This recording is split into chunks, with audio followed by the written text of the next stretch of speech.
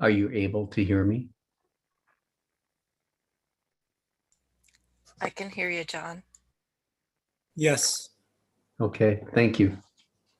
Hi, Ann. Hi, Jason. Hello. Hello.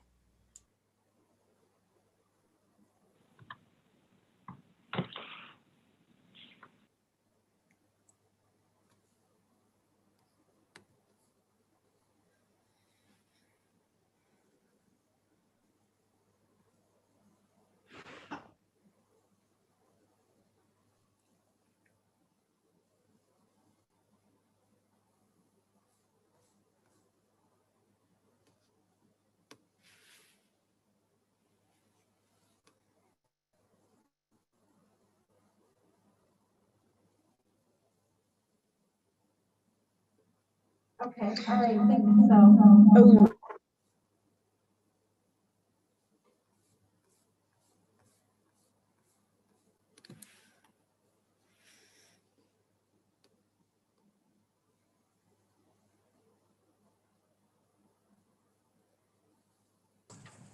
I noticed the cameras. yeah, I did too. Okay. Okay, John, Ann, can you all hear me? I can. I can. That's great.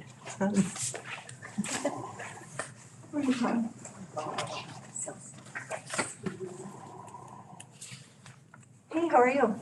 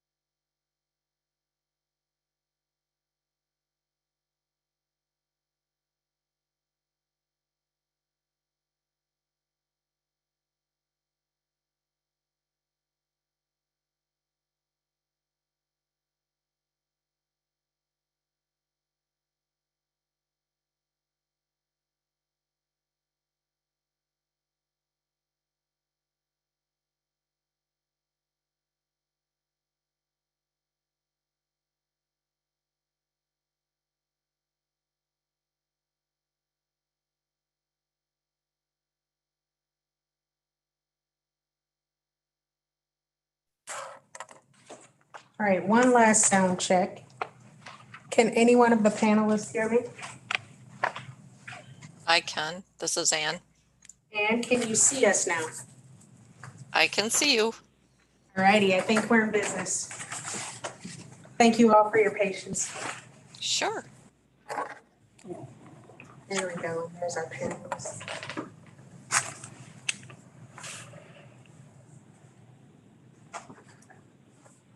So then, Mr. Sauer, are you still on? I am.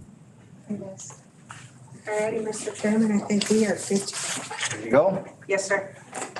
Good evening, everyone. I'd like to call to order the February 22nd, 2001 meeting of the Samaritan Task Force. I'd like to take a roll call. I'm assuming that means just a roll call of the task force itself. I'm Donico. Let's go clockwise here. Dale Ellefson? Deb Anderson. Jana Whitney. Donna Nash? Nick Bush. And the folks virtual. Jason, is Jason the only task force member that's virtual? Yes. Hi, Jason. Yep. We're all here in accounted for. Please rise for the Pledge of Allegiance. Pledge allegiance to the flag of the United States of America and to the republic for which it stands, one nation, under God, indivisible, with liberty and justice for all.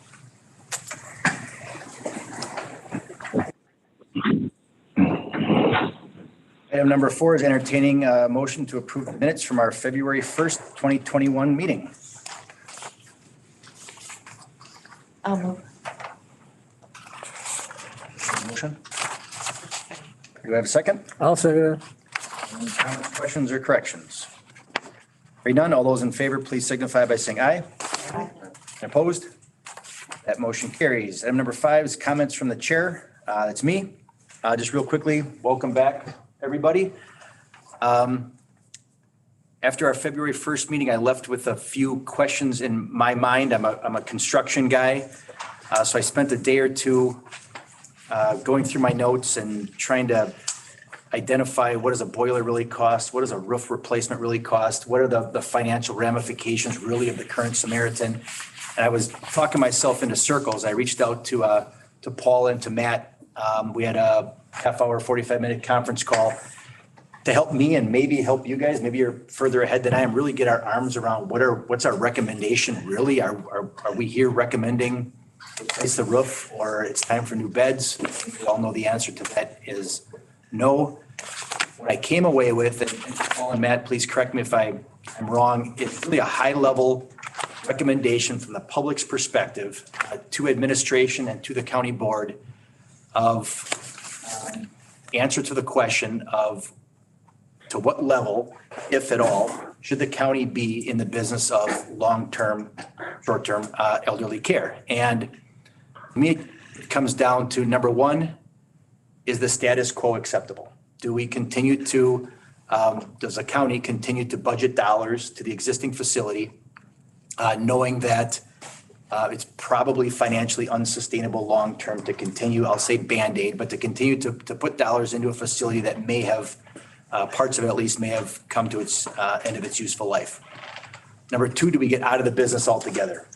Financially, that's an easy decision to make. It would, the county would be washing its hands of that financial burden. The question is ethically and morally, is that where we want to be? Question number 3 or answer number 3 could be, do we build new? It eliminates the maintenance issue for X number of years. We've got a new state-of-the-art facility. Is that financially sustainable? That answers the moral question. Does that really answer the financially sustainable question? And number 4, is there some version of maybe all of those? Is there a partnership, and the county folks identified a possible partnership with Cedar Community? Is that financially sustainable? Does that accomplish morally, ethically, where we think Washington County should be? I'm a small government guy. In my business, above the door to my office, again, I'm a construction guy. Right above my door, it says Craig loves big buildings and small government. My first blush is let's get out of the business altogether. It saves us those dollars, saves the county those dollars. But really a slightly broader view of that, what's the societal? It's really easy for the county to say, this is not in our budget any longer. I'd like to answer have the question answered tonight specifically if we can. Specific example, X at age Y, 0 financial resources. If the county doesn't exist, where do they really go? I kind of understand. I kind of have some guesses, but I'm not sure.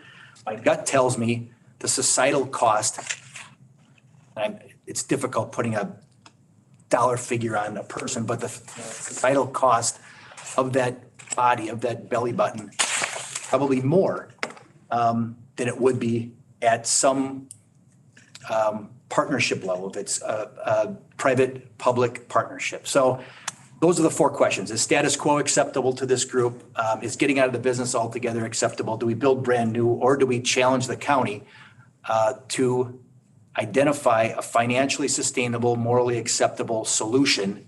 I don't want to say it's a solution to a problem, but a financially and morally acceptable route to take care of these folks in our community. Maybe you guys already thought miles ahead of that, but it took me a while to get my arms around what the question really is. And from a county board supervisor perspective, I think we're all smart enough to recognize most of these men and women probably have a pretty good idea in their head already what they're thinking. And I appreciate the question being asked of the public. So did that summarize, Matt, Paul? Yeah. Did I miss anything?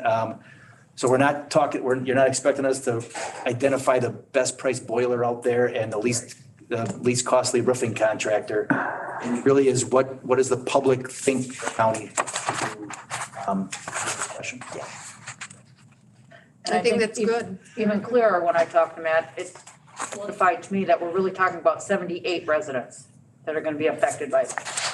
That's a number that's really important to me. What are we going to do with these people? And probably a pretty steady 78, if not increasing a bit over time as the county ages, Sure. maybe a little faster than our peers. Okay. Anything else? Otherwise, we'll continue on. Item number 6, presentations and discussion items. Number 1 up is Wisconsin Department of Health and Human Services, Bureau of Assisted Living, Alfred Johnson, and Bureau of Nursing, Home Resident Care, and Angel. Yep. Angel. Who's up first? Ann?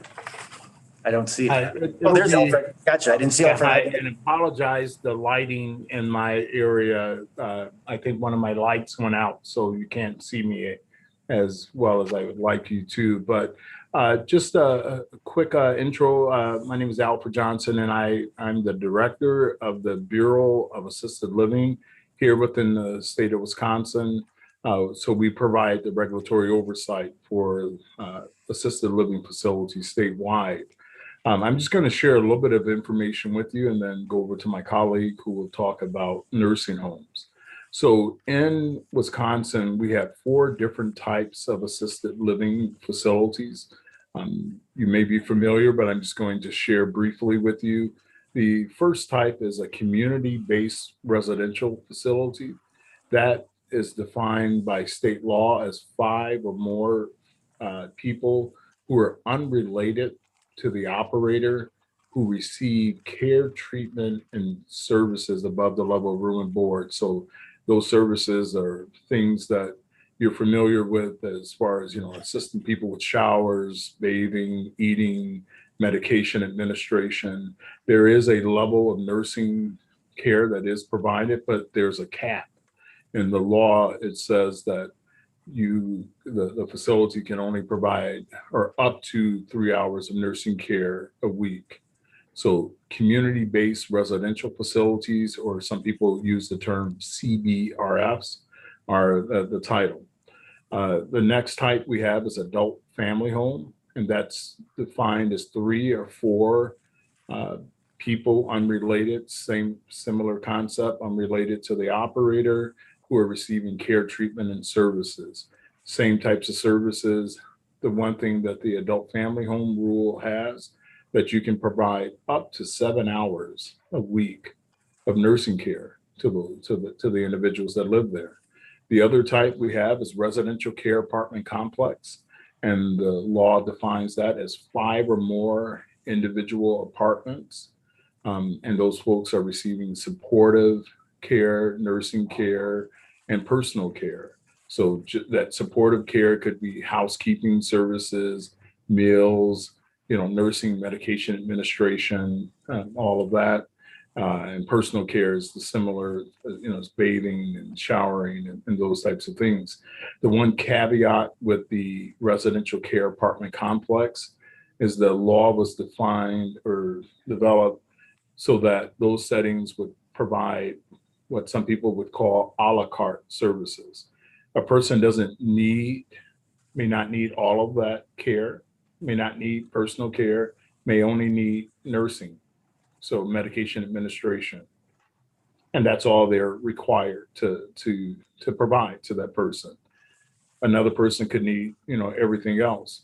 The other thing with the residential care apartment complex is that in order for admission to that setting, you need not to have a activated power of attorney for healthcare, a guardian, or being able to respond in case of an emergency. So when you think about a memory care setting, wouldn't necessarily be within a residential care apartment complex. Now, once the person is there, there's a max of 28 hours per week, but the person could contract for additional services, to remain there. The last provider type is adult daycare centers, which is a non-residential setting. And we only certify those settings that receive public funding. When you think about the growth of assisted living in our state, we currently have 4,260 facilities in the state of Wisconsin, with a licensed bed capacity of 63,759 beds. Currently, the state does not capture if all of those beds are occupied. So I don't have an occupancy rate for those beds, but assisted living is a fast growing, maturing industry within our state and across the country. When I look in Washington County, I looked at from 1995 through the present, there appeared to be some slight growth, not tremendous growth. So back on 12/31 of 1995, there were 24 community-based residential facilities in that county, 8 adult family homes, and 2 adult daycares. As of the data that I ran was February 15th, there are 39, so a difference of 15, 39 community-based residential facilities, 50 adult family homes, 1 adult daycare center, and 10 residential care apartment complexes, which gives a total capacity as of that date, bed capacity of 1,612 facilities. So we continue, as you can see, there was some growth there in Washington County. The other thing I want to share with you regarding assisted living is that I use the term maturing industry. This industry really is changing. Earlier on, we were basically a social model. Now it's more of a hybrid, where you're bridging the 2 models of care between the social model and this healthcare model, where people that are living in assisted living are receiving a level of services that if you Google, you will see some people will say the people that live in assisted living now are the people that lived in nursing homes. In some cases, that's a good thing, where people are having choice, a variety of different types of settings, very smaller settings.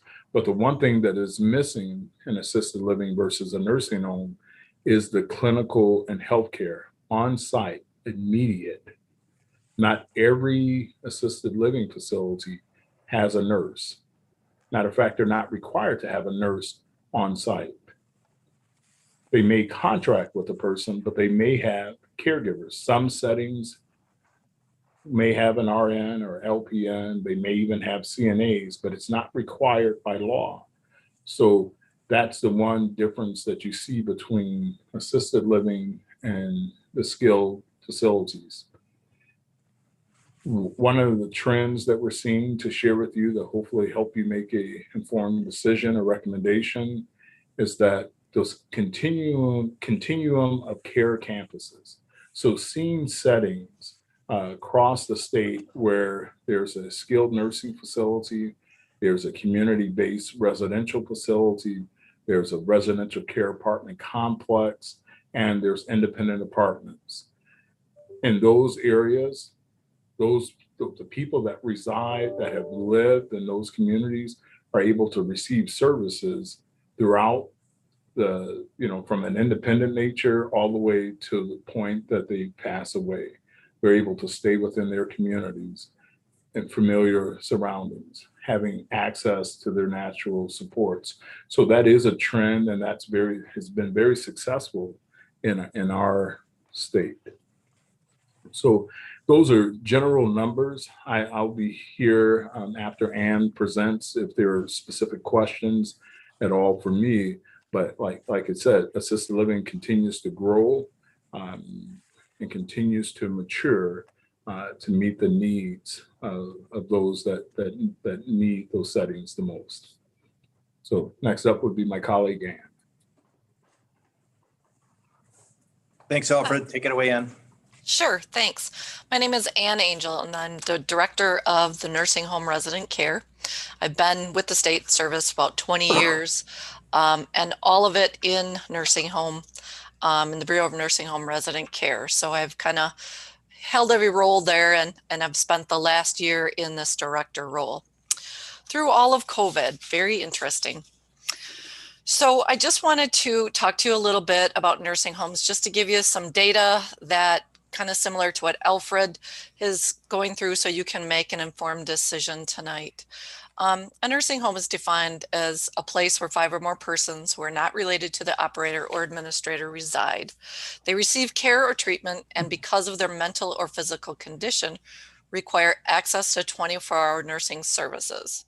So that's unlike an assisted living, included limited nursing care, intermediate level nursing care, and skilled care services. And unlike assisted livings, we follow a medical model for all of our nursing home types. So that could be a state-only nursing home, Medicare-only nursing home, Medicaid-only nursing home, or a combination of the above. Our facilities are also regulated by federal government. So any of those facilities that accept federal monies have to oblige by the over 500 something federal regulations. And they have to be in substantial compliance with those regulations on a daily basis all the time. So, you know, they have kind of those things riding over nursing homes, unlike assisted livings. So a little bit of data that I wanted to share with you, and this data that I'm providing I'm not trying to say one way or another, good or bad, but it's just data.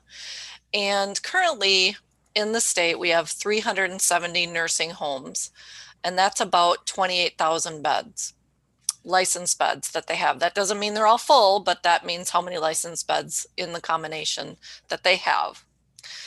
Over the past 5 years, I took about 5 years worth of data. We have seen 46 facilities closed due to various reasons. Financial, they wanted to get out of the business, they consolidated facilities, examples of those. In going back to 2016, we saw about 6 nursing homes close, and that's about an average. I kind of peeked back a little bit of the number that have closed in the past before 2016. In 2017, 11 had closed, so it's not really increased, but a little bit. In 2018, we're back down to 6 nursing homes closed. And in 2019, 16 facilities closed in our state of Wisconsin. And then last year, before the COVID, several had closed, but only a couple closed during the COVID, and that was 7 facilities altogether. So if you add up the amount of licensed beds that they have, not necessarily that they were full, but that's about 2,900 beds of those 46 facilities that closed. And kind of looking at that data, I looked at, kind of what size were these facilities? And 26 of those facilities were under 50 beds. So we call the little mom and pop facilities, the smaller ones, 26 of those facilities closed. 8 facilities between 50 and 100 closed, and 12 facilities that were over 100 beds closed. And it looks like, looking at some of this data, the bigger facilities are in the southern region, southeastern region, which is where Washington County is.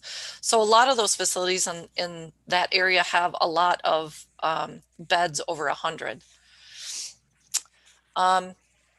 Currently, in the state currently, I just thought this might be interesting. We have 47 county-owned facilities. So I thought that was some information to have. I thought it was less than that, but there was 47 that are owned by each individual county. In Washington County, as you know, there's 4 nursing homes with a total of about 468 licensed beds. Again, those aren't beds that are potentially filled, but that's how many there's licensed for. over the past 5 years, now I want to give you the good part. Over the past 5 years, 10 nursing homes have opened. So either they built a new nursing home or they just, a company came in and opened a nursing home. And that's about 457, almost 500 beds that were new to the state of Wisconsin. Also, part of that data in the last 5 years, many of the facilities have decreased the number of beds that they continue to license. So for instance, if they're 150 beds, potentially they have turned in 50 beds so they could be 100 or whatever numbers there are, because they look at if they haven't been able to fill those beds, they do have to pay a bed tax. So if they're not keeping them filled, they want to reduce the number of those beds so they don't have that tax to pay. The unfortunate thing is that once you trade in those beds, you don't get them back. So that could be a concern with wanting to get more nursing home beds filled in the state.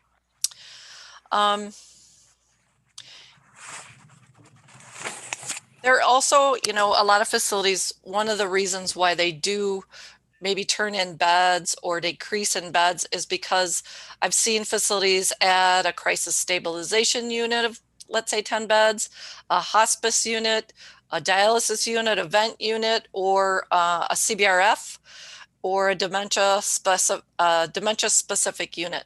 So they are kind of, making room for other kind of specialties that are popping up in Wisconsin too. So, that's a good thing, being a combination of both. Dementia care seems to be on the rise, that we need beds for that, and specialty beds where, the staff is trained to handle those type of folks. And they can provide the care. So if there's folks that have significant behaviors or wandering, that they are prepared to deal with those types of behaviors.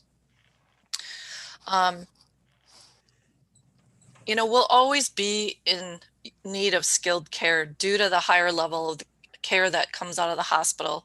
With the hospitals wanting to discharge folks faster, and especially with COVID right now, we've had some crises with the hospital beds filling up. And, I think the continuum of care, like Alfred said in his presentation, with facilities that have the RCAC and the CBRF and the skilled nursing center on their grounds do pretty well. And I do see, even if they don't have them on their grounds, I do see the continuum of care in Wisconsin, where, if they are in a apartment complex and then a CBRF maybe next, and then, when they require more care, that a nursing home. And I also see a lot of nursing homes discharge folks to CBRFs or assisted livings because, their care has decreased and they don't need that level of care anymore. So I wanted to give you some data regarding the past 5 years in order for you to be aware of trends in skilled care facilities. I hope that Alfred and I have assisted you in being able to present our data for your knowledge and to make your decisions. So thank you and have a good evening and good luck in your decisions. And as Alfred said, if there's any questions that you have, we certainly can try and answer them. Thank you, Ann. Any questions for Alfred or Ann? I've got one quick one, Ann. Of the 370 homes in the state of Wisconsin, 28,000 licensed beds before the closures, were the 47 or are the 47 county-owned facilities part of that 370? Yes, those are all open. Yep. Mm-hmm. Okay. Those are still running. You bet. Anybody else? Thanks. Otherwise, we'll move on. I have a question. Why is it when you lose a bed, you can no longer get it back? What is the reason for that? Once a facility closes beds, why can't they regain them if they wanted to? There is potentially, and John, you probably could answer this more than I, you have more experience in it, but there's a bed moratorium. And so like if I was a facility and I was going to close, I could hold those beds for a period of time because maybe I'm going to build a new facility. In fact, we have several that are doing that now, but or they have to go on reserve somewhere. But if you don't do that and they're gone, they are gone. So if I move into Wisconsin and I want to build a nursing home, I have to have those beds somewhere. I can get them. You can get those beds from a county that's bordering your state if you can make that arrangement. But in order to just open a facility, you can't just make up beds. John, did you want to add anything to that? Just Ann, you're right. We've had a moratorium since 81, 82. So it's been a long time. If we didn't have a moratorium, because we have a bed tax of $170 per bed per month, all reasonable providers would de-license beds in order to pay less than a bed tax, and then bring the beds back online when their census is available. But there are a number of providers who are hanging on to nursing home beds with no intention of filling them right now. Either the market doesn't require it, or more than likely in some cases, they don't have the staff. Right. So they hang on to the beds because they're looking at demographics and knowing, for the most part, if you're going to turn these beds in, you shouldn't expect them to ever return.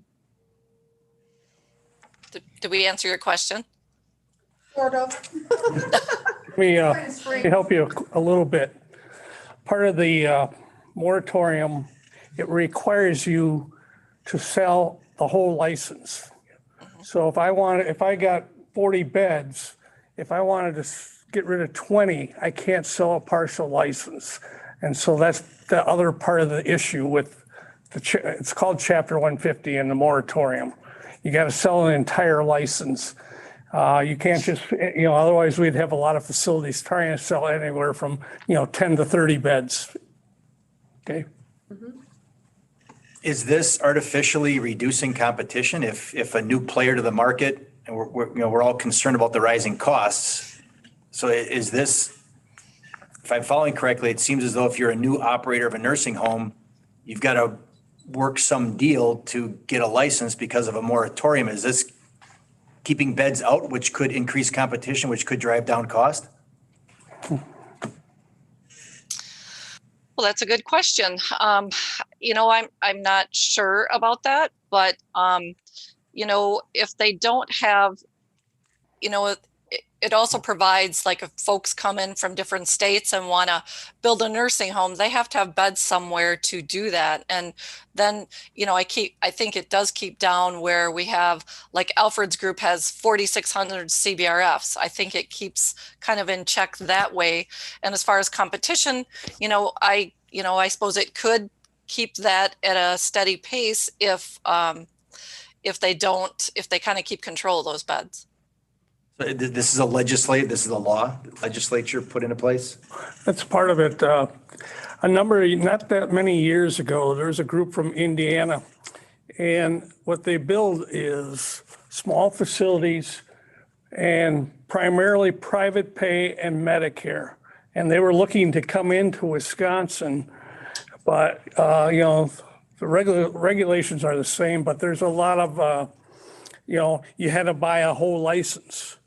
And part of my presentation, if you buy a license, I can show you where you could move those beds within an area. And I'll get to that after a while. But again, you had to buy a whole license, and they were trying to be able to come in without having to acquire, a number of licenses. And that did not go through. Again, unless I'm missing something, if we've got increasing age, which I think we're going to get into next year, and a moratorium on the number of rooms, the cost will necessarily go up. If we have more people fighting for the same number of rooms. Yep. And that's not a Washington County issue. It sounds like it's a state of Wisconsin issue, but it just seems like excluding competition is naturally going to drive up cost. Well, I with an think it's increased also supply. the market dynamic too. So there's so much patient preference now for, acute at home models or people aging in place longer with technology and different things. So as the demographics get older, the traditional skilled nursing model is going to be a little bit, you can support a lot more of that at home now. So just the demographic the whole scale is changing quite a bit. The other part, if I can, this is John Sauer. The other part I'd add to what Brian said is, we've had, as Ann said, between 41 and 46 nursing facilities close. If there was an entity that wanted to come in and secure beds, there were many opportunities for someone to procure these beds, buy the license, not the building, and be able to build a facility in those areas where beds were located. So there were those other opportunities. And the other is, my experience is, the market doesn't always react as you might expect. And part of it is because long-term care is so heavily dependent on government funding that it might be possible to create a small facility that's only private pay. But once you get into the Medicaid program, you find that the challenges are pretty significant of trying to make a highly leveraged Medicaid facility work. So in the case of the company from out of state that wanted to come in, get an exemption from the moratorium as their business model to operate more high-end rehab facilities, we can find, just searching the internet to look at some of their business models didn't pan out because they couldn't attract the number of private pay only people that they were hoping to attract in order to make it financially viable. Anybody else before we move on to John's main presentation? John, up to you. Long-term care, the changing landscape. Thank you. I'll just call it my presentation up. I think you have the presentation, and so I'm not going to go through slide by slide, but I'm just hoping that I can provide a little bit of information as you kind of build this all together, because you have a tall task ahead of you, because I think your chair laid out the options, as I understand, really well in terms of what direction you have. So hopefully in my 15 minutes or so that I will be able to just maybe trigger some thoughts and some additional information. I have to just say, first of all, 2020 was quite a year. And I think as you are making your decisions, one thing that I think you're all should be proud about is the performance of your nursing facility, of your county, because 2020 was quite a year. And hopefully with vaccinations and things, we're on the road to a better place. But hats off to Mary Beth Borick, Matt, and your oversight, and the rest of you for where we're going, because I wouldn't wish anything like what we've experienced over the last year on anyone, and it's been beyond difficult. So a little shout out to the efforts that those of you involved directly with Samaritan and the other efforts within your county. They haven't gone unnoticed or unappreciated. So on the demand for healthcare, yes, won't belabor the numbers, but 140% increase or so in the over age 85 population between 2010 and 2040. The Medicare enrollment numbers are going up. The number of people paying into Medicare in premiums is going down. What we see is the challenge in Wisconsin is the workforce issues, and I'm just going to talk about those in a little bit, and then we'll get into some of the maybe the basic core issue questions from our experience.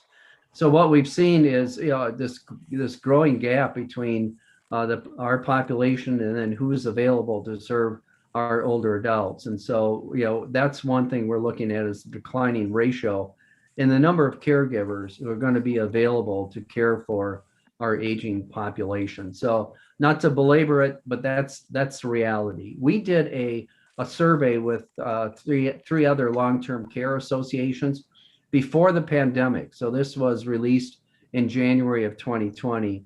At that time, we found that 23% of caregiver positions were vacant. 70% of the respondents said when they advertised for a caregiver position, they got 0 qualified applicants. So we have a number of facilities that have had to really restrict their admissions and restrict their census because of a lack of staff.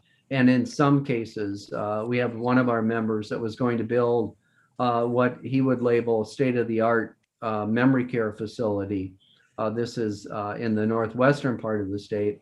And they had to scrap the plans or shelf the plans because they couldn't figure out a way to staff it. So the workforce crisis is real. Even before COVID, we were looking at our competition being not only just other healthcare providers and hospitals, but the food industry, the convenience stores, et cetera, looking at wages that are certainly competitive with what most long-term care providers are able to pay. I served on the governor's caregiver task force. We spent about 1.5 years looking at recommendations because nearly every sector of the long-term care provider spectrum is facing a caregiver crisis. And so there are many recommendations. I won't go through it. I don't have time to hit each and every one, but that's a challenge that, as you think about building, remodeling, being in the business, caregiver issues are critically important in addition to financing. So that leads to me to talk about payment, because in my view, payment does change everything. When you look at the average cost of a nursing facility in a private room is about $10,000 per month, about half of that for assisted living. You understand, what we're talking about. I did want to talk a little bit on Alfred and Ann's information. And basically, we're looking at the trend. And what we have seen in 2008, it was a watershed time for the state of Wisconsin. 2008 is the first time that we had assisted living capacity exceed nursing home capacity. So we've seen tremendous growth, as Alfred indicated, and we've seen a drop in skilled nursing care. Since 2003, the drop is now over 15,000 beds, because this is 2019 on the slide in front of you. And we're now at about 27,700 licensed beds in the state of Wisconsin. In part, in part, consumer preferences, the cost of care. We've also had the expansion of family care, which provides publicly funded assisted living and other home and community-based services. So we've gone from very few people in family care to approaching 60,000 people whose long-term care is being funded, including assisted living. We also have about 15 to 17% of all nursing home days funded by family care. So that's driven some of the changes. So looking at more recently, since January of 18, we've had closures for sure, but we've also had as much going on in the area of facilities becoming smaller for either right sizing or downsizing. So since January of 18, we've had the equivalent of about 65 bed nursing homes close, or the equivalent of delicensing the beds. Some of those are through closures. Here's a list of what we have as the 41 facilities that have closed. But again, not all of those bed reductions. In fact, somewhere around half of the bed reductions are related to closures, and the others are facilities just getting smaller. Going back a number of years, as you look at Cedar Community, for example, that used to have well over 400, I think 420 beds or so. 415, John. 415. And now they're Brian, their current number? What are they, about 110? That's about Somewhere. right. Yep. So that's the trend. We have done an analysis that simply looked at the demographics. And if we look at continued downsizing of nursing homes, using kind of an accelerated trend, and we look at the demographics, just simply doing that analysis shows that we'll have a shortage of nursing home beds by 2028. I think the governor's budget assumes roughly, and we're getting this confirmed, about an 8% drop in Medicaid nursing home days in each of the next 2 years of the biennium. So we continue to see drops, and we look at the aging of the population. And the question is, can other options fill this need, or will we actually have a shortage of nursing home beds by 2028? One of the reasons people are getting out or downsizing is to try and mitigate or control their Medicaid losses. So nursing homes lose about $300 million per year. For each Medicaid person they serve, it's a loss of, on average, of $74 per resident day.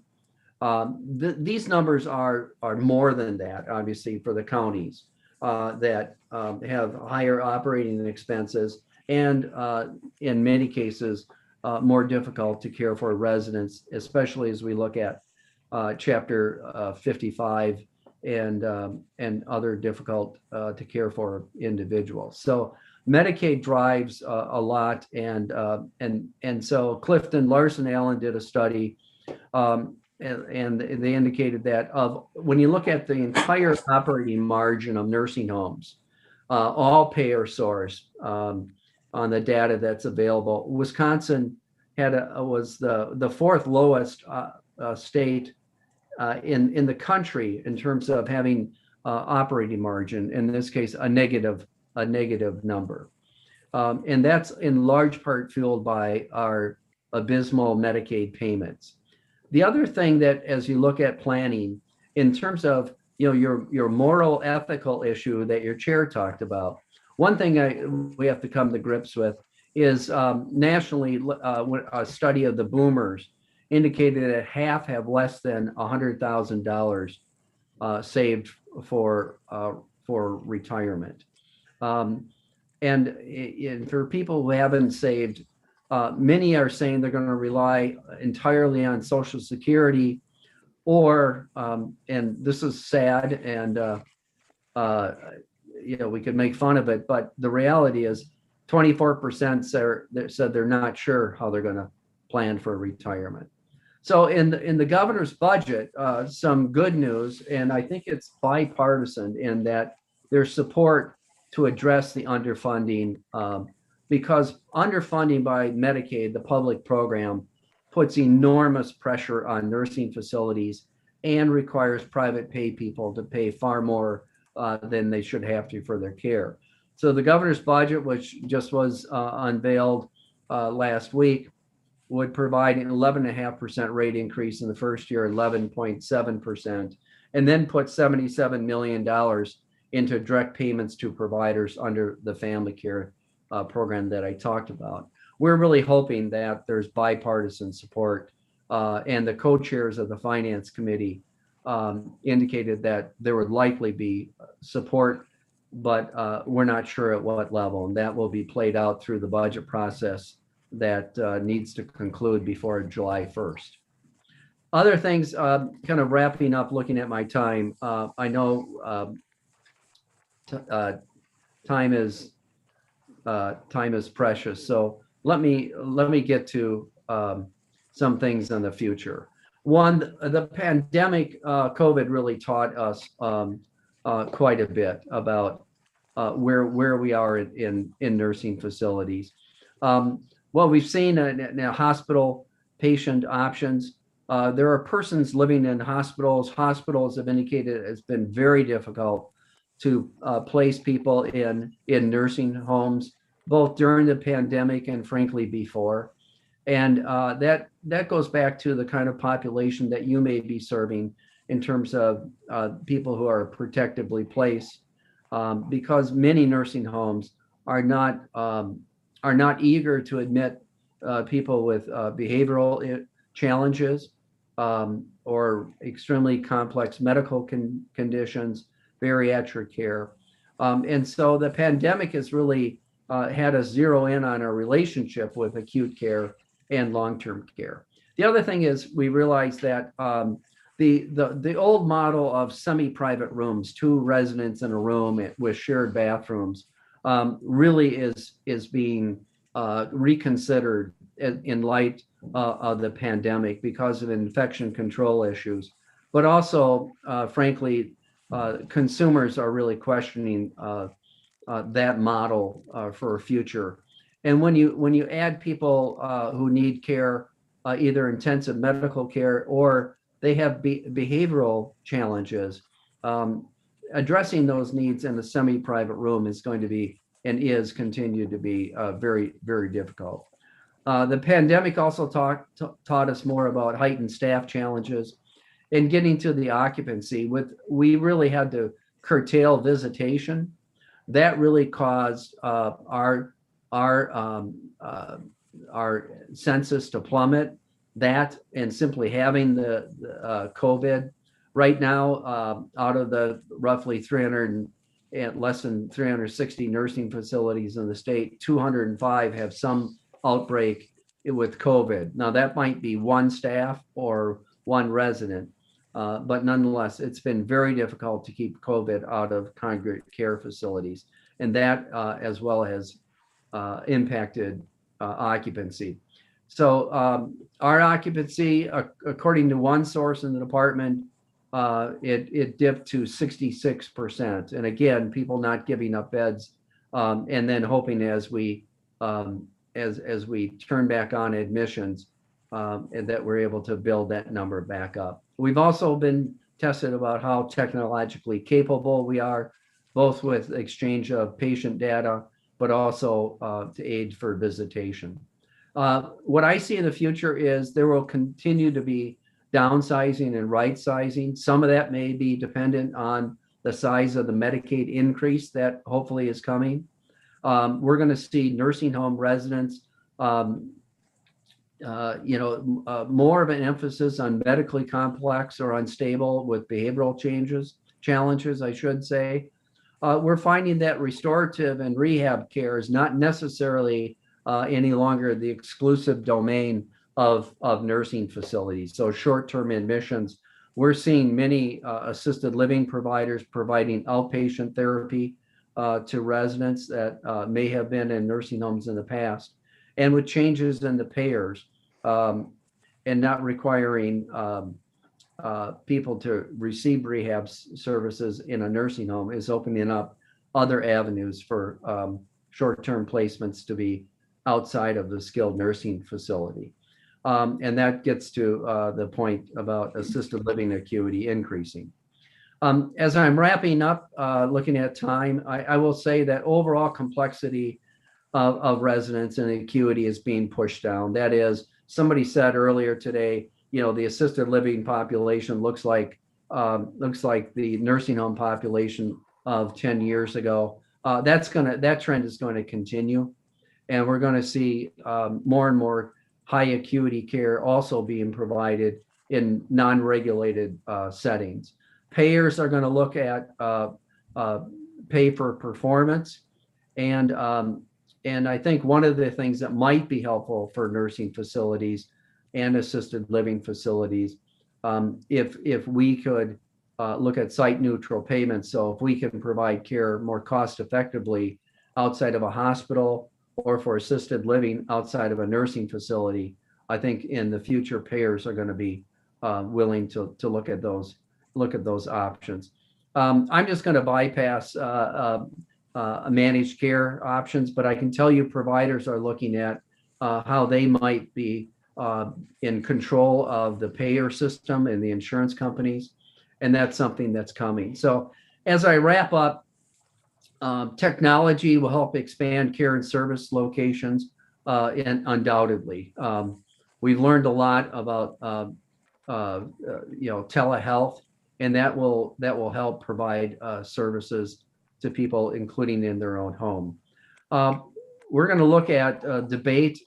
One thing I think Alfred and Ann would probably grab onto, I hope not too tightly, is that as acuity pushes its way down the continuum, I think there is an interest by some to look at whether or not we regulate or further regulate assisted living.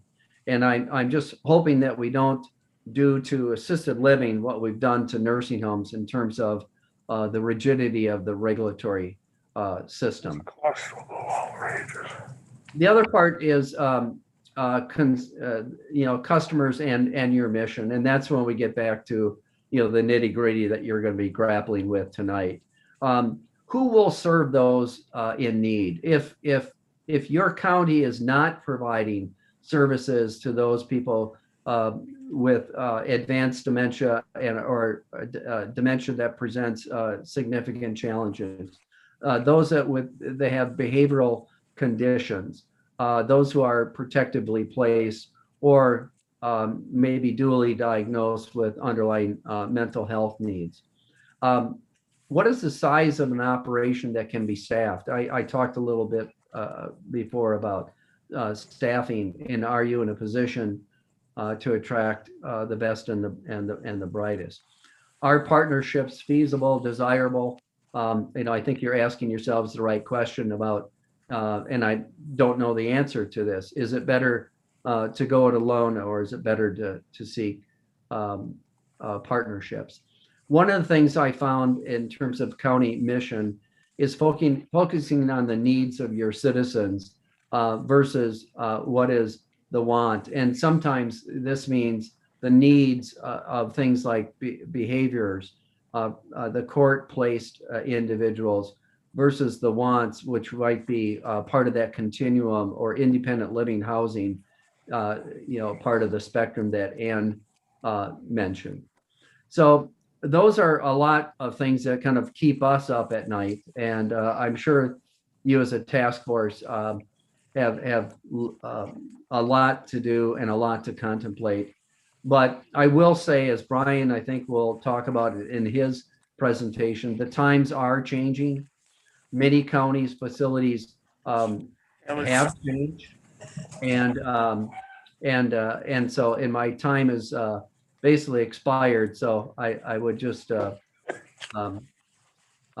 open for questions if you have any. And I hope that that quick information was helpful to you. Thank you, John. Questions for John now at this point? Turn it over to Brian Schoenig.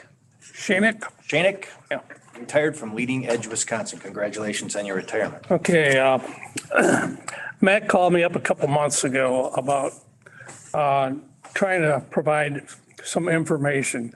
Just a little background. I worked with the Counties Association from 81 to 83, and they didn't have a person back then to help them. And then between 83 and my retirement, I've been with Leading Age Wisconsin. So I've had a long history with the county homes, and Matt wanted to kind of get some information out on what our county facilities are doing. And I also want to talk about, your key thing is Washington County, your question you raised earlier, should they stay in the long-term care business? And the best thing I can do is try to provide you with information, not only on county nursing homes where they are. I want to talk about supplemental payments because that's a big piece of revenue that comes into Samaritan Home in Washington County, and expand a little bit on why should you continue in business and what the role has been of county homes over the long period. And then, like I said, the extra two documents I have, having the memory and the history, I go back, I worked with every one of these counties when they've looked to either downsize, replace, build new over the years. So just going to touch on a couple of those towards the end. And again, I think we can do this in about 30 minutes plus questions. So what do we have for county nursing homes right now? Right now we have 31 counties that are operating 36 skilled nursing facilities. As Ann mentioned, there are more licenses, which is true. In addition to the 36 skilled nursing, and again, Dunn took their 137 bed facility and turned it into 3 licenses. So they got 3 separate buildings, smaller buildings, and are able to take care of an incentive in the Medicaid formula when you have 50 or fewer licensed beds. La Crosse has 2, Trempealeau and Wood also operate 2. We still have 3 facilities that operate ICF facilities for the intellectually disabled. That includes Clark, Dodge, and Grant. Those are the 3 we have left. Many years ago, we had a number more that were providing that care. But as the state moved to move more residents into the community, most of them have closed. But these 3 counties still operate them. State-only facilities, that means you're pretty much on your own for money. State license, we have Dodge, La Crosse, and Trempealeau. And Trempealeau is actually a 134 bed IMD, Institute for Mental Disease. And they've operated that for a very long time. 3 of the counties went the route of commissions where they partner with a number of counties within their area so that when persons who have very heavy or a lot of behavioral issues that the county that can't do, they'll send them to one of these 3. Like here in Washington, they're part of the Dodge Commission, but according to Matt, they haven't had to use that yet, and that's actually a pretty good thing. And we also have 2 with brain injury centers, so Dodge and Wood, and then I think there are about 5 or 6 municipal facilities that are operated by the cities around the state, like Algoma would be one near here. They talk about bed sizes. In this state, what I did is I looked at June of 2018, and counties had over 4,000 beds at that time. As of January 1, 2021, they're down to just under 3,700. So they continue to de-license beds, not the facility whole license, but they are giving up beds because of occupancy. It could be workforce. Those are usually the common themes on why our facilities have been giving up some of their beds. And as Alfred mentioned, assisted living has really grown, and it's not just in Washington County, but we do have a good number of facilities that operate assisted living. Could be adult family homes, the RCACs, and CBRFs. In some cases, such as Trempealeau, they operate all 3, and then they have some independent housing. Independent housing down the road is Ozaki, and then over in La Crosse, they have independent housing as part of their continuum of care. Over the last few years, many homes or counties have been looking at adding on assisted living because, as John mentioned, the Medicaid deficits in our government facilities, as well as many others, we need other operating income to help offset that deficit in order to continue to survive. So that is just quickly what's out there in county government. I'm going to confuse you because you need to hear this is part of your overall picture. Our government facilities, going back to 1990, have been able to get additional funds to help offset their direct care Medicaid deficits. Direct care pays for your RNs, LPNs, nurse aid, and corresponding benefits. And back in the late 80s, as I worked very closely with county homes, we were saying, okay, these counties, they're taking care of residents with very high behavioral needs, and it's at a very high cost. And we talked to our friends in Michigan, and they told us about an intergovernmental transfer program. And under that, that's when the state will take the Medicaid deficits of facilities, of government facilities, and get a federal claim on that. And that was called the old intergovernmental transfer program. I've talked here at this county to the county Board of Trustees at Samaritan. I've talked to many of them throughout the state and many counties, county board meetings. And they all say, well, IGT, the Intergovernmental Transfer Programs, is going away. And I said, yes, it did go away in 2005, but I think we've developed a much better program to continue to bring in federal money, which in turn we give to the counties to help offset their deficits. So we went from wire transfers and taking Medicaid deficits to generate federal matching funds.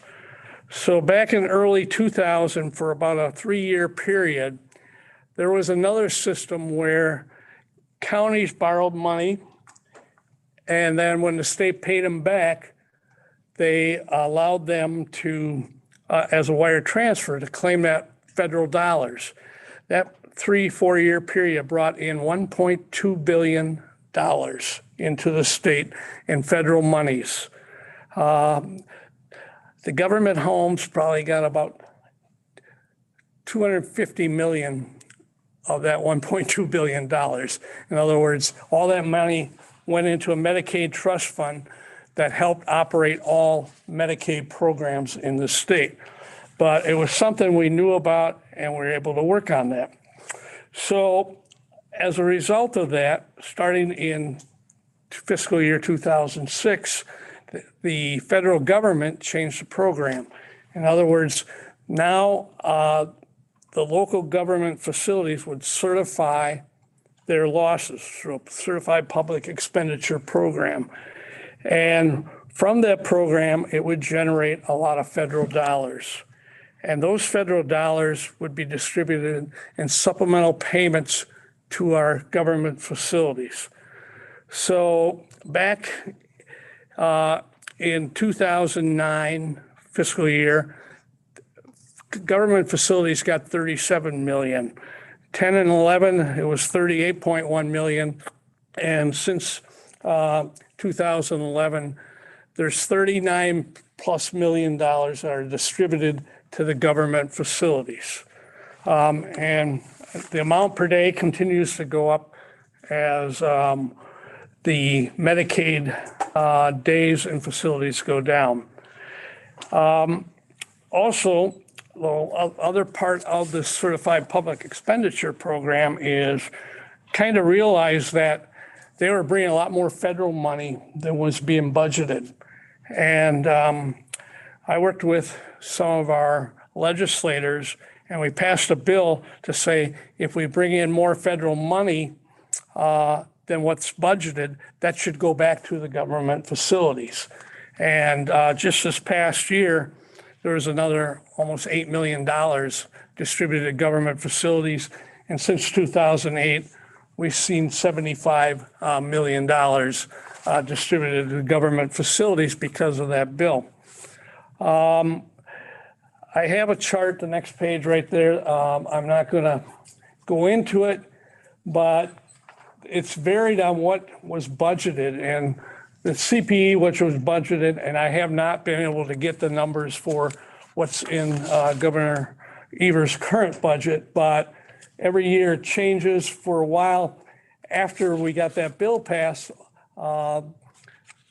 DHS upped their budget amount because they didn't want to pay that much back to government facilities. So like in 2010, they went from 37 million to 59 million budgeted for their budget. So they were trying to keep more. Now they've got their budgets more realistic, and we've been able to pick up in the last 3 years that due to counties 7.9, 16 million and 17 million, because they figured out if they over budget, then that adds to the Medicaid deficit.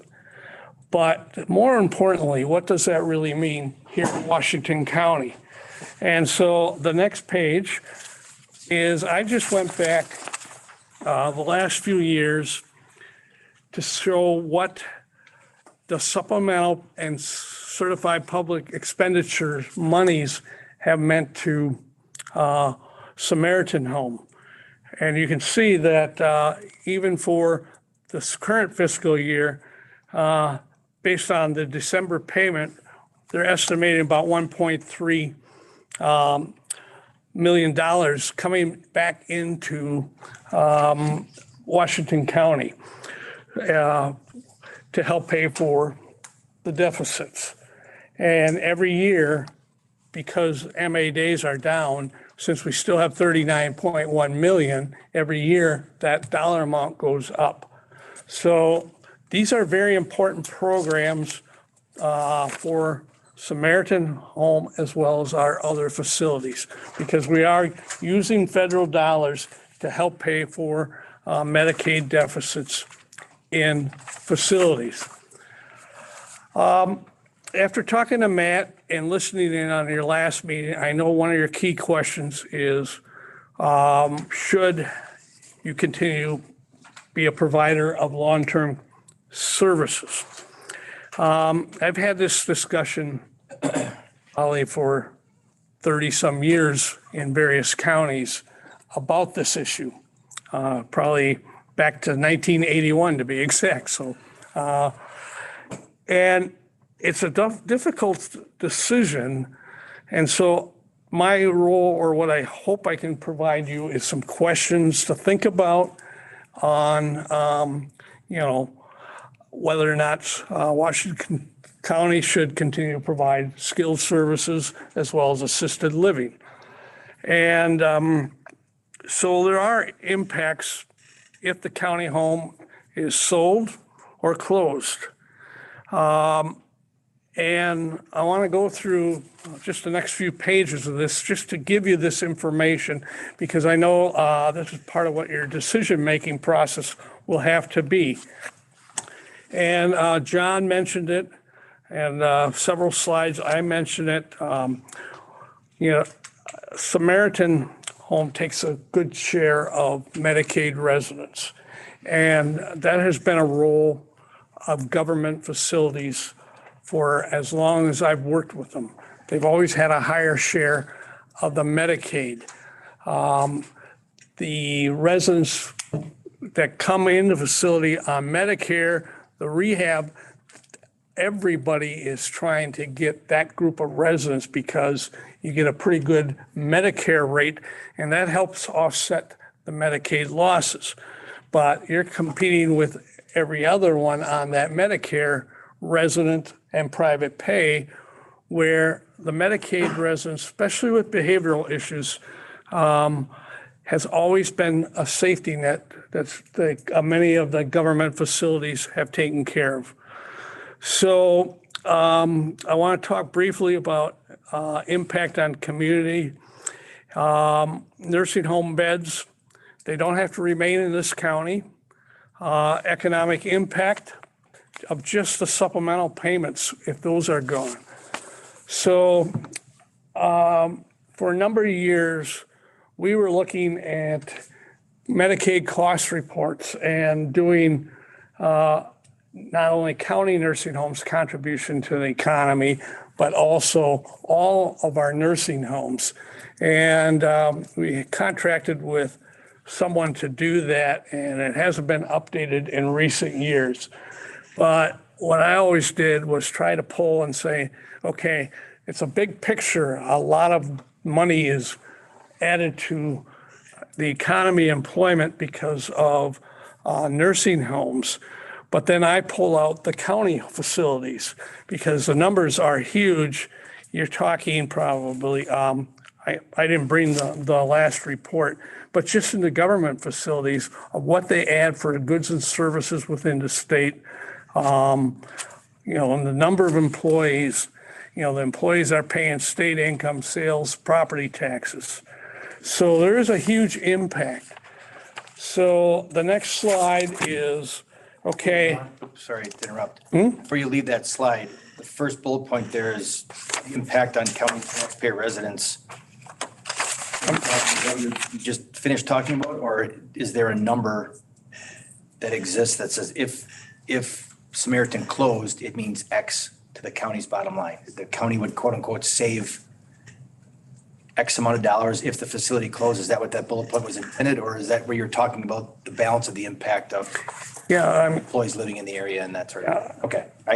We didn't skip over an answer to that. I can get you the last report that shows for the whole state. This was just county facilities when I pulled all their numbers. And the impact is huge. I mean, if you take it out. And so one number I do run is when I talked about the supplemental payments, just this current year, we're talking $1.3 million in supplemental payments. If the county sold or closed and did not operate a government operated facilities, that 1.3 million overall loses over $936,000 in revenues, some jobs, personal income within Washington County, because the employees here are spending money on other industries. And the numbers are probably a little off now, but I took this from a Sauk County study that was done where they looked at nursing homes in Sauk County, they looked at the hospitals, and they looked at just all healthcare industry. They want to say, okay, what's the impact of healthcare industries within Sauk County? And I just kind of extrapolate numbers based on that. So this is a very small number, but that's just the supplemental payment part of it. How does that balance with the cost to the taxpayer? I have a hard time hearing. I'm sorry. How does that balance to when you consider the cost to the taxpayers, the property tax that they have to pay toward this? Well, right now you're not on the levy, are you? No. Matt? No. See, that's been a key. That's a number I look at. How many counties have a levy, to help run Samaritan? Right, that would be specific to the county, but overall, what we pay in state taxes goes to these nursing homes. Yeah, if another facility came in, a for-profit, you'd have some, property tax revenue coming in. Is that what you're saying? We pay into other governmental buildings and schools and that type of thing through our property taxes. Does that also impact Samaritan? Well, yeah, what I'm saying is, say the county home closed, okay? You don't bring all that federal money in, and if it closed and just everything closed, that could have an impact on, employees not being able to stay here. Right. They have to go somewhere else to get a job, which can have an impact on property tax rolls. When I say they lose in taxes, as part of it is the sales taxes by spending here, as well as could be, can we stay on property taxes, things like that. If I may expand, it won't quite answer your question, but just for clarification, if for example, Samaritan closed this year and we average 78 residents and the majority Title 19, if a private nursing home would take those 78, that $1,350,000, the private nursing home would not receive. Only the county nursing homes receive it because we take the tougher clients. Consequently, that's the area that we're concerned about. Right. Who will take these people? I think we'll get to that, Matt. Yes. From a financial perspective, if we don't get the 1.3, correct that that's okay because we don't have the expense to operate the facility. That 1.3 stays with the facility anyways. It doesn't exist. Yes. Okay. Yeah. From what we're hearing, there's a labor shortage. So if the facility closed, it seems reasonable that the employees would find employment elsewhere. In the Maybe county, most likely. hopefully within the county or maybe not, but we've got a labor shortage, right? And I think we'll get to your stuff, Matt, but just from a financial perspective, if we don't get the 1.3, we don't have the expense, Right. associated It's a expense with it. wash. All right. Yeah, you don't have the expense, but Right. like you said, that federal money is helping the whole county when you bring that extra federal dollars. Operate the facility. And if we're here to determine if the facility as it is Because operating. the employees would be is spending valued. that money in the county someplace. Right. Yeah, the 1.3 wouldn't be there to support the wages of those caregivers that are paying for the Medicaid residents for it. Right. I think that part we get. But from a financial perspective, employment, in my mind, I'm thinking that'll be a wash and we wouldn't have the 1.3, but we also wouldn't have the expense with it. Okay. Thank you. And the money would still be, the state would have it for someplace else. And they take it out of our taxes now, and it's still gonna be taken out of your taxes to be someplace else. So and it's sort of what we got into earlier. I think one of the questions for me is, That's good. it might not be in Washington County's budget, but the impact on society is the cost greater by not having a facility. And I think we're going to get into what happens with these folks if we don't have a facility, so. Yeah. We touched on this a little bit earlier with the Chapter 150 rules on nursing home bed transfers, and you have to buy an entire license. Well, the current rule is the state's broken up into health services areas. And Washington County is part of the health service area number 2, and includes all of these counties here. And then includes X number of counties, and then any county that's adjacent to it. If I bought the Washington County Samaritan home license, I could say, I don't want to build here. I could build in any of these other counties, okay? And take that somewhere else. So when we mentioned that Indiana group, they could have picked up some of those licenses. And, if they were in one of these counties, they could have moved it to another area of that state. So again, it includes the HSA, and this example here, it also includes, 1, 2, 3, 4, 5 other counties that they could have moved it to. So a new buyer can say, well, I don't want to operate Samaritan home here, but I think I have a better market for private pay and Medicare and not have to take that many Medicaid, and I could move them within these various counties. That's kind of the rule that was talked about, as well as the license. But I just want to make you aware of that as part of this puzzle. Is anybody in the government, the state, thinking about revising those rules?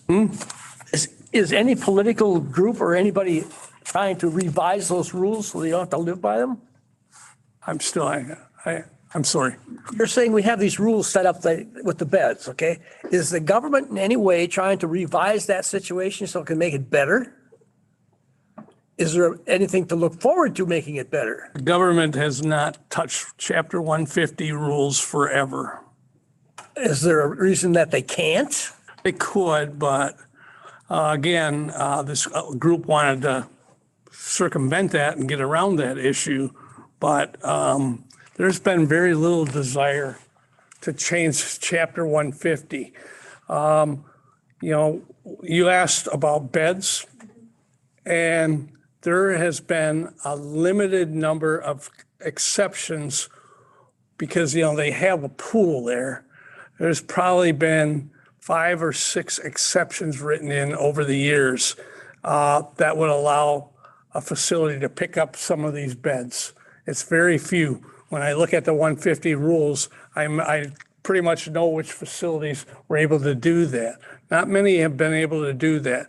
In the last biennial budget, Little Door County had a provision in there because they wanted to, they have a 30-bed facility attached to the hospital. The hospital was going to build new up there, and they wanted to add maybe 15 beds.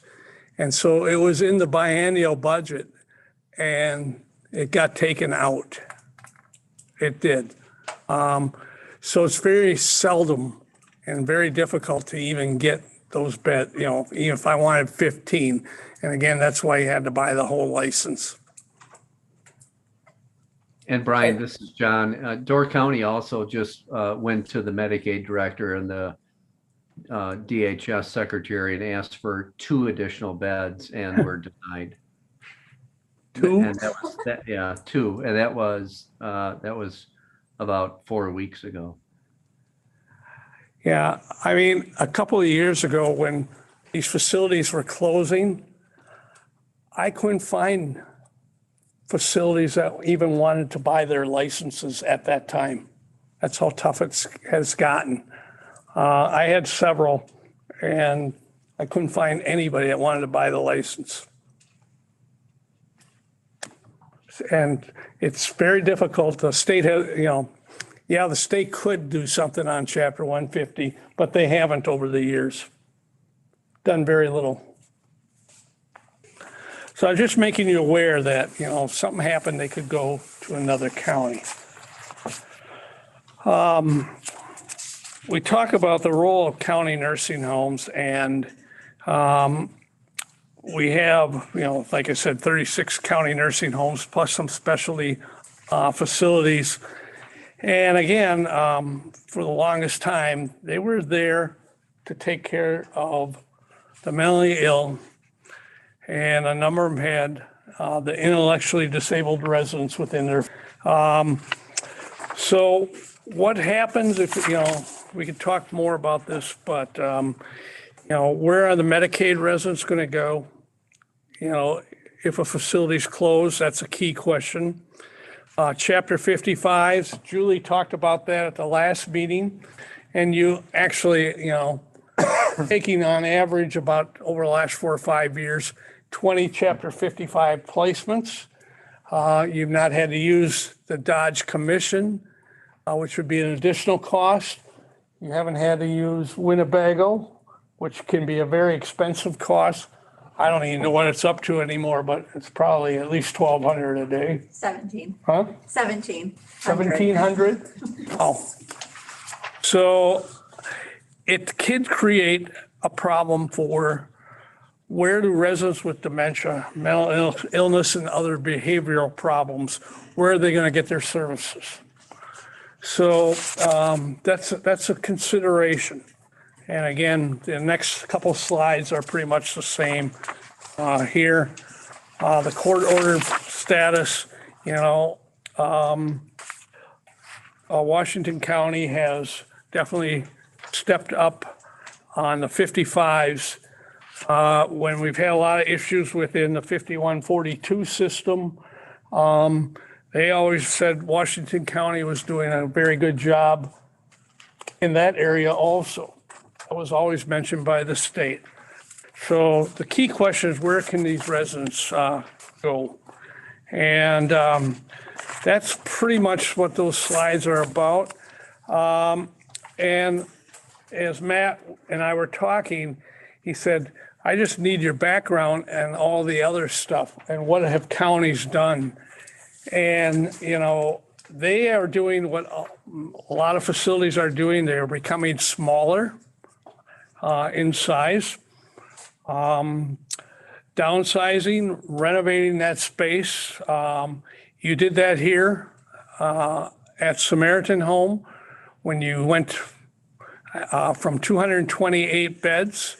I was working at Leading Age Wisconsin, and I was helping with running projections on Medicaid rates and what the property would pay. And we were pretty much right on.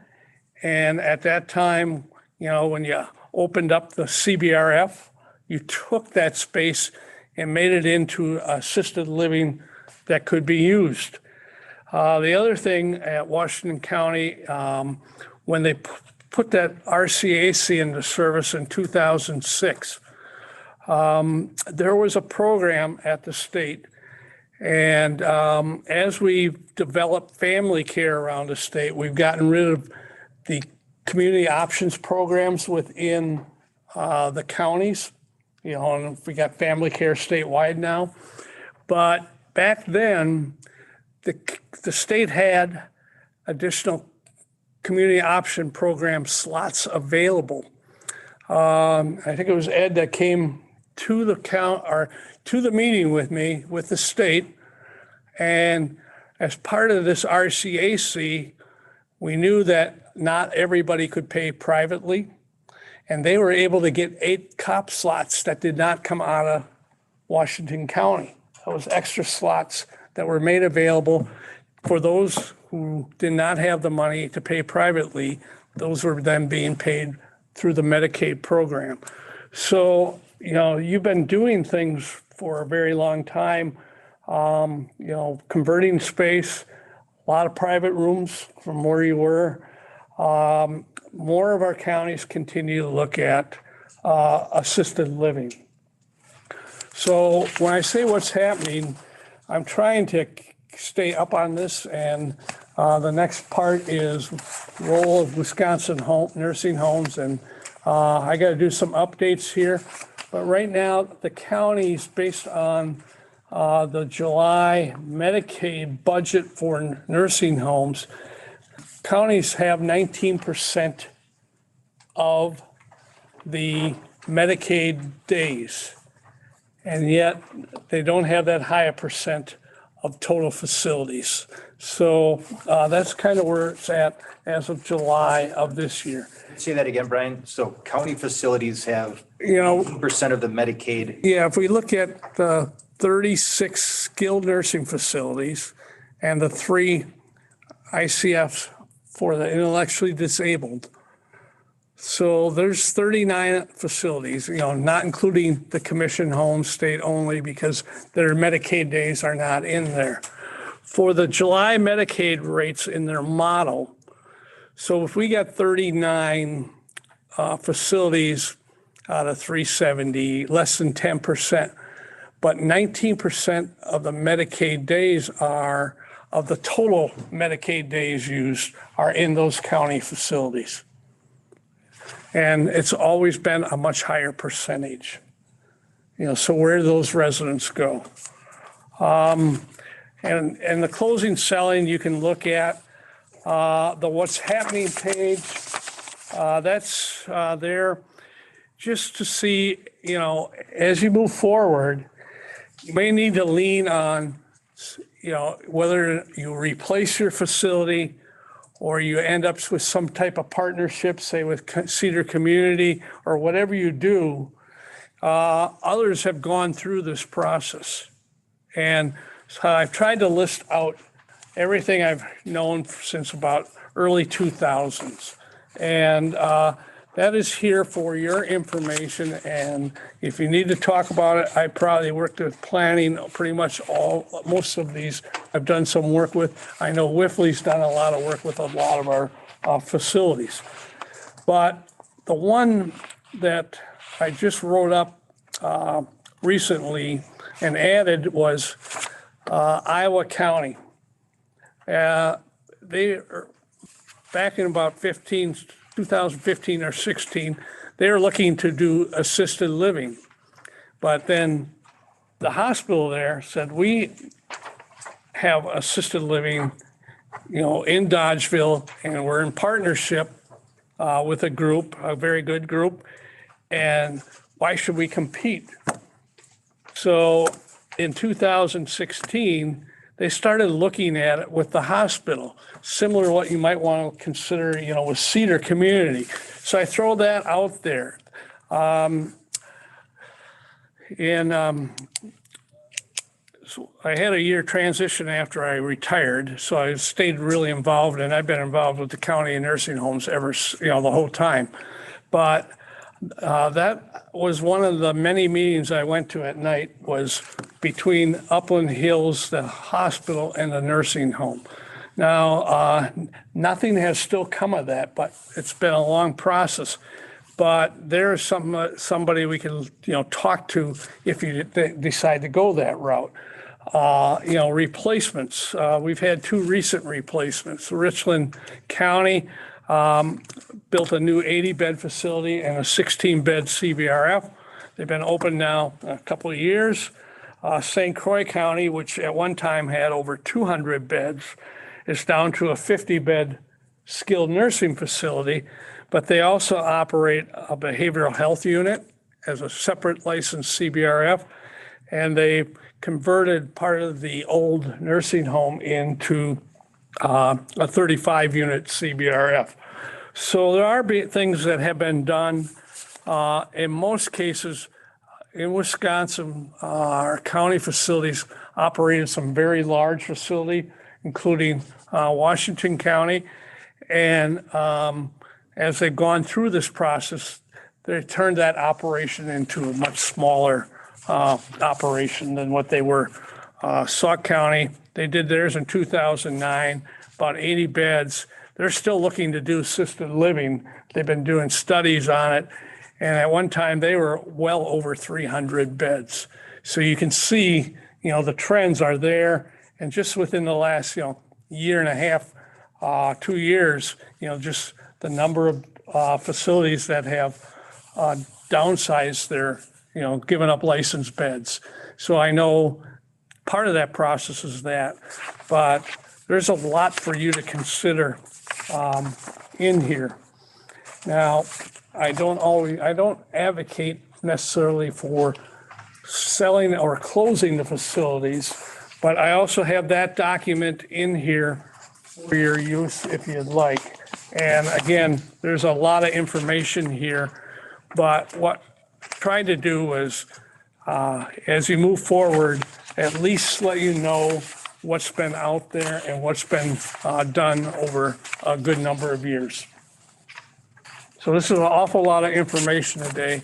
You got a lot of tough decisions to make. Questions for Brian? Got one easy one, I think. In that role of Wisconsin's county nursing homes, the third paragraph where you have bolded and italicized there. It looks Sorry.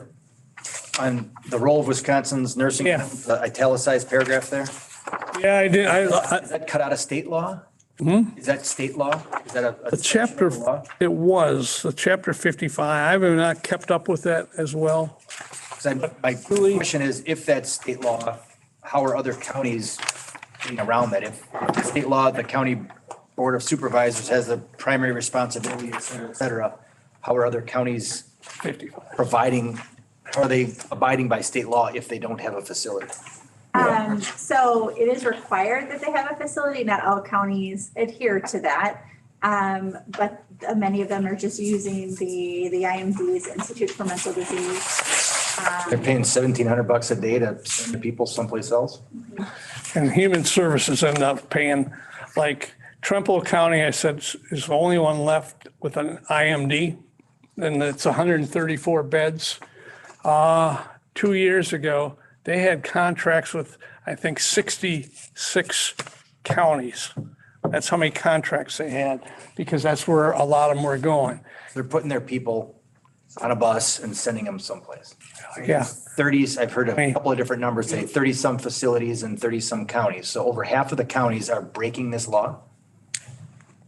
You look at Milwaukee County, they got a number. The answer is yes. Half the counties in the state of Wisconsin are not abiding by this law. Yeah. And I'm not dictating, I'm asking. It's an important question for me.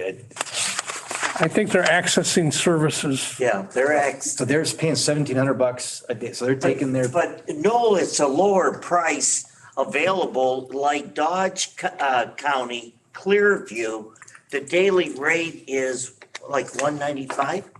Or what is the daily rate that we have to pay?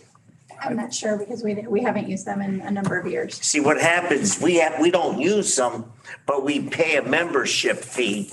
But whatever their daily rate is, they get that from the state and they get it from the county. So they get the double payment. They get a lot, it's a lot more, as I was showing Matt. But it's not like 1,700.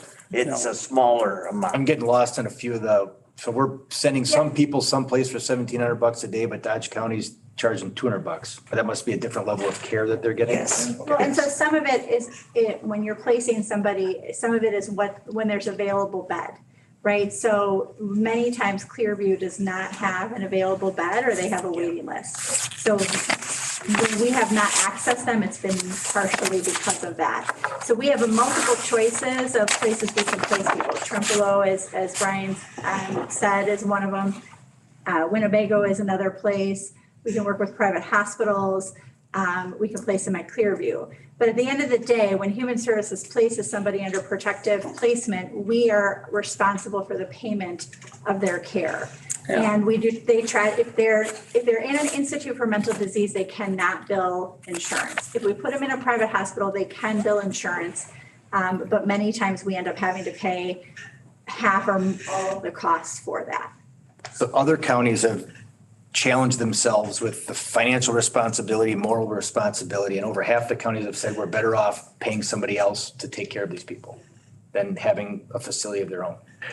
I suppose so. I mean, I'm not sure what their decision making was, but What happens if they all do that? And then that's part of why these commissions were set up is because they needed to get their costs paid, which means when they're being used, the human service is picking up. So, I mean, I Much think that higher. we could probably meet the requirements of the law if we named Clearview as our Chapter 55 facility because we're part of the commission. But if they don't have a bed, they don't have a bed, and Yeah. we'd have to place them somewhere else.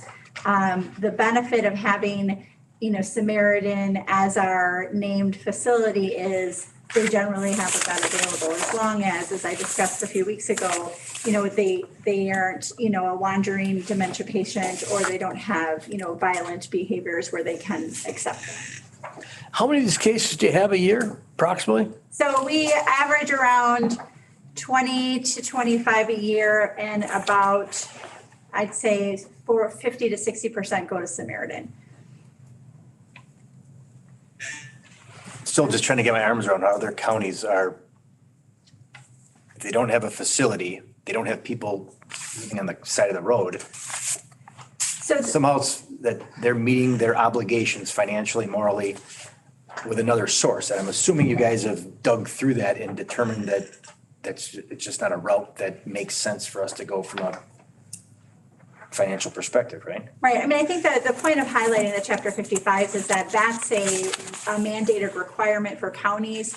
That's not going to go away, whatever decision that or whatever recommendation that is made. And so it is something that we're going to continue to have to meet the need for. Many counties struggle with the financial responsibility of Chapter 55s, which falls under the realm of what we're discussing in this task force, but we also have Chapter 51s. And so everyone struggles with the cost of hospitalization. And, some years you can have a really, okay year because you meet what you've budgeted. And some years, and there's nothing we can do about it because if somebody needs placement, they need placement. Are these all long-term placements or short-term? Go ahead. No, go ahead. They're generally short-term. I mean, nobody's years and years and years. So No, it's generally, 30. until you can find a long-term solution. Yeah. I think what's also important to know, however, that if somebody is under family care, and which pays for, we discussed it, many folks in the RCAC, if they do need to be placed in an institute for mental disease and family care does not pay, then the county pays. It's this sort of So while they're hospitalized in one of those facilities, it's always the county's responsibility. Yeah, I got that. Craig, I have one comment. The other piece why you feel it's so perplexing, why some counties would do that, it's that starting with Ed Summers, who was the administrator at Samaritan, then I took over, then Mary Beth is now running it. We have not had to rely on the state, on the county for a supplement, for a tax levy. Some of the counties have got up to $5 million a year running their nursing home when their county board decided, let's get out of that business, and we're willing to pay whenever we have to send them elsewhere. That's a pretty important piece of the puzzle. I'm It is on, they're levying for care. So either they're paying for a facility and operating it like we are, or they're paying. So they've got a $5 million budget challenge, and we've got a $5 to $10 million remodeling challenge if we chose to do that. Okay, so the challenge is there. I didn't realize that. That's a lot in my mind, at least. I'm getting ready to update the tax levies for the counties that operate facilities. I have a budgeted through 2020. The highest one is Dane County, Badger Prairie, at almost $14 million. And again, as Matt said, Samaritan has not had a deficit, but that one's pretty high. The rest of them are, it's going to vary between $500,000 and $3-4 million. But you've been very fortunate here to not have that. And as I was looking at stuff at home today, I says, I really should get this out to the facility so we can update that, and I can leave this here for you, Matt, because I can print out another copy at home on what I have. But that is a question that is being asked all the time as counties are trying to figure out, how to either stay in the business or, what else can we do assisted living wise to help offset the Medicaid deficit. We've operated, we've cash flowed, razor thin margin. The day of reckoning is coming because the facility needs help if we kept the facility, which would then require borrowing, which would get on the levy more than likely. Reimbursement would probably cover it. What? Reimbursement would cover if we got into a lease arrangement. Yeah.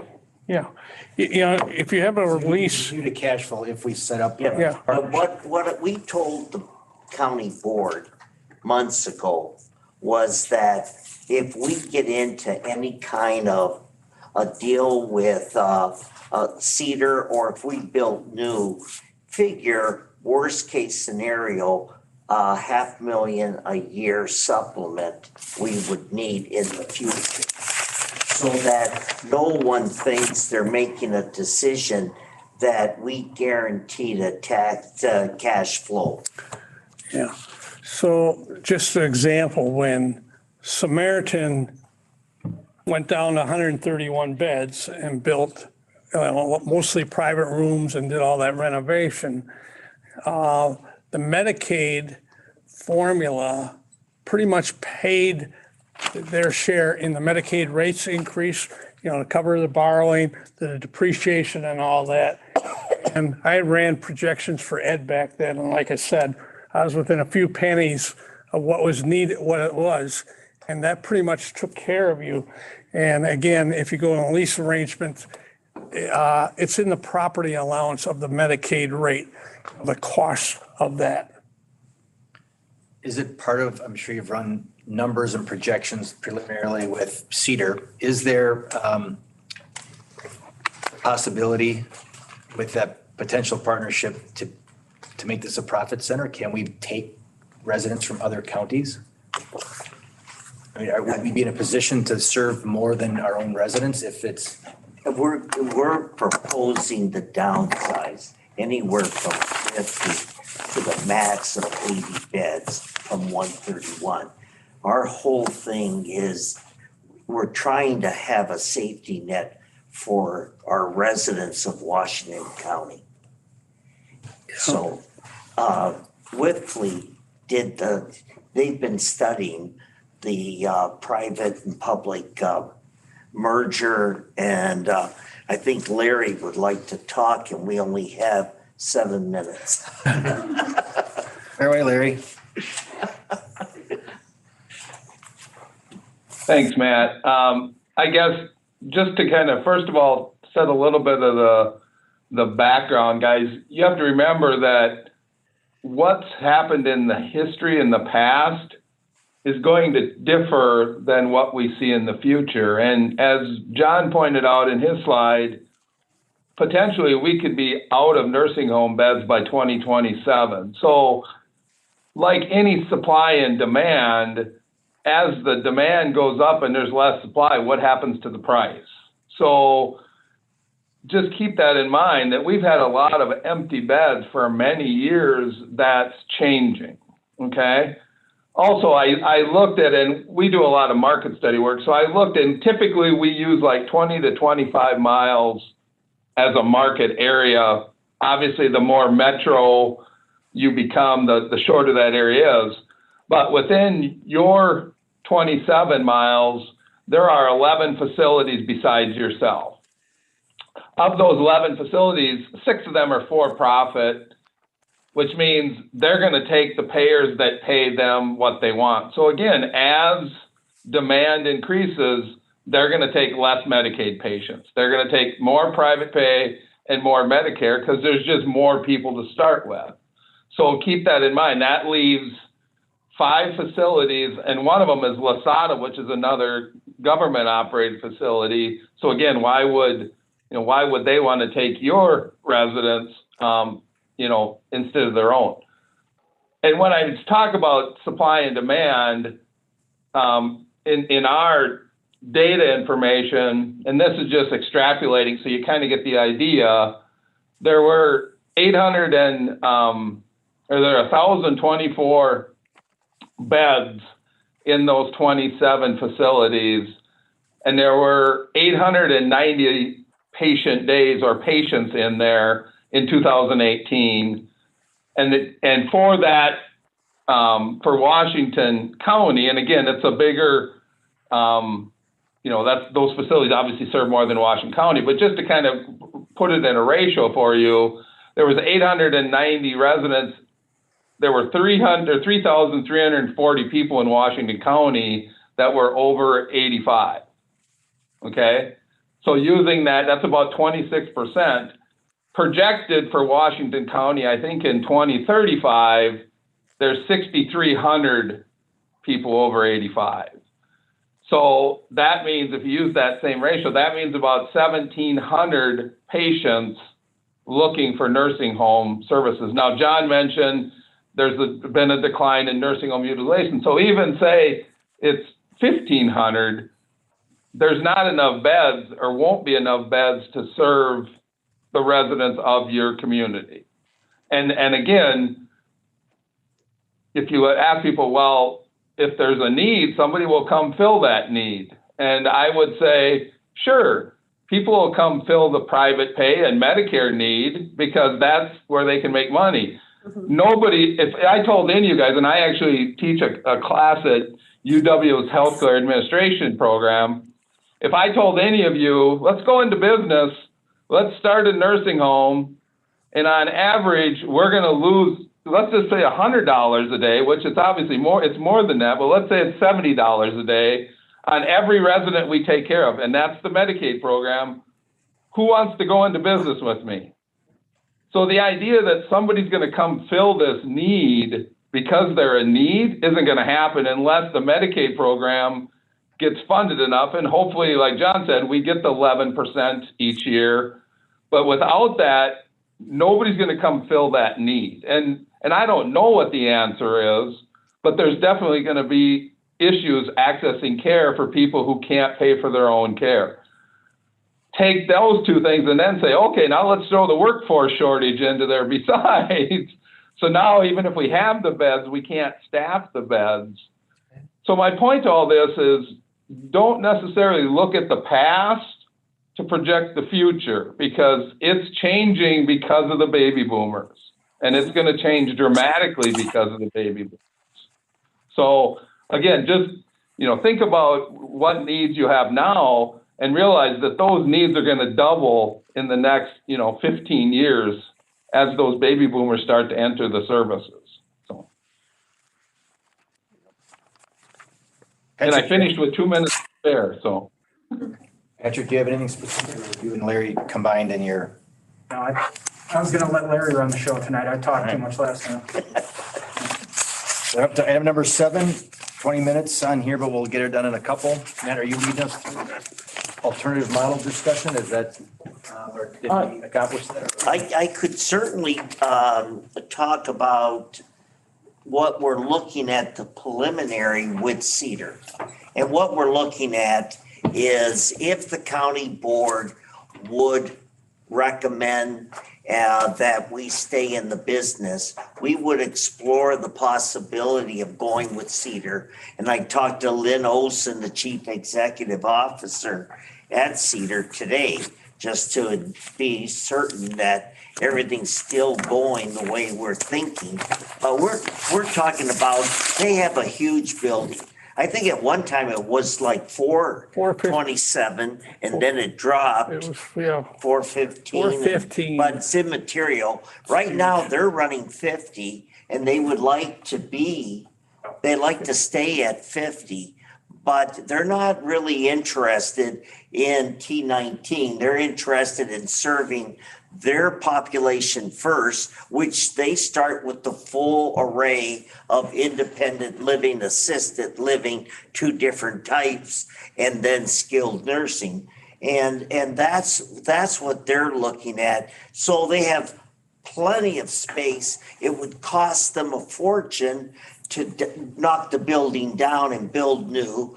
And this would be a nice situation, because instead of looking at 20 to 25 million in new construction for the county, we would be looking at a lease arrangement, renovation, and we would have a downsized skilled nursing of somewhere in the 70 to 80.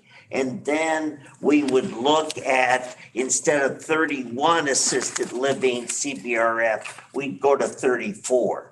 Then of the 78 or 70 to 80, I would have it designed so that at some point when the shift is from skilled nursing to assisted living, their part of their building would lend itself very well that I can shift some of the 70 to 80 beds skilled nursing to an assisted living CBRF, picking up anywhere from 17 to 34 additional beds for assisted living to meet that demand at the time, and downsizing once again. So that's sort of our game plan. What does the annual income or the annual cost for renting that place and maintenance? Do you have is it going to be a wraparound contract? You got to pay for the roofs yourself and stuff like that? We're still negotiating. A lot of it will roll into the lease because it is their building. So the renovation, a lot of the renovation would be their nickel, but then we would eventually pay for that. And I'm thinking of somewhere like a 20-year lease with 2 5-year extensions to get us out to. The last baby boomers are in the 30-year range as of today. So that's kind of what I'm looking at. The lion's share is 20 years, and then the extension would be 5 and 5. Would this also include things like laundry services, food services, rehab? That's once again a very good question, because once again, it would help us stay under no tax levy or $500,000 at the most tax levy, because we would buy services. We would not have to have new laundry equipment. We would not have to have a kitchen, because they have a huge kitchen that at one time served 400 people. So a lot of the services like that would be purchased from them. And would some of the staffing at Samaritan be absorbed over there? Well, food service is one of the real key areas where there are extreme shortages. And I would think that 99% of the staff we have today in food service would be working there. Yes. Just thinking of the economics. Yes. Yes. Thank you. Any shared benefits with the skilled nursing? No, we got to be real careful, because we have to have firewalls separating us, because remember, the only way we get the special payment, this $1,351,000, is to be strictly a county-owned, county-run nursing home, and we take T19. Every time we get T19, we get that SP addition twice a year, where if Cedar takes that same person, they don't get it. Yeah. Yeah, right now, like I said, it's over $50 a Medicaid day, and that includes family care Medicaid days. So, it's pretty high. And again, when you're sitting with a $39 million pot, right now days have gone down, so that keeps going up. And that's why I wanted to include that CP, or the supplemental payment per day amounts, so you could see. Any other questions before we start talking our next meeting? And it looks like that's into the nitty gritty of our recommendations. I got us down for next week, Monday. Right? Monday the 1st? I think you mentioned there might have been another modification where we don't necessarily need to present to the board in the future, that our first timeline, wasn't there one date on there? I thought you mentioned we were eliminating. We did, but I think, Paul, you have the latest one. Yeah, so the revised timeline is in your schedule. Originally, we had proposed taking a draft recommendation to the county board to get their feedback. And we eliminated that meeting because we thought it would just confuse the situation versus taking the recommendation straight from here to the county's Health and Human Services Committee, and then they would take it to the county board directly. So that was March 10th was eliminated? Yes. Okay. Okay. Correct. So a week from today, same time, same place. And then I left the March 15th date just as a possibility if you need that for additional discussion, since everyone had it on their calendar already. Great. Any final questions, comments, concerns? I have one question. If your committee could talk with you, if they would like any speakers, and if you could contact me or Paul, if you think you don't have enough information, you're seeking somebody, I can try in the week to find someone to speak, or if you want one of the speakers back. My brain's about full. The only thing I have is I have never been to Samaritan. Would it be beneficial for us to see it? Not really, because of COVID. Because of COVID, We're not allowed to Okay. have you in there. Problem right now. Paul, are you going to facilitate us next Monday through the, okay, got it. Anybody else who's not been in there? I am not, but I mean, I looked online and Yeah, I could you do can get a that. feel. Yeah, I'll do that. You know, when you look at like their survey, if you can compare and you Yeah. can see what kind of. It's really the physical infrastructure of the buildings, what's in rough shape, which they talked about in our first meeting. That's really the biggest concern, in my opinion, is. Jason, anything from you? Yes, sir. Look forward to meeting you, hopefully, next Yeah, time hopefully in around. person next time. Great.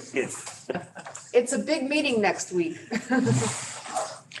And I would, I think Josh told me last time, I do not need a motion to adjourn. So if there's no other business, I'll adjourn. Thank you, ladies and gentlemen. Appreciate the information and your time tonight. Thank you.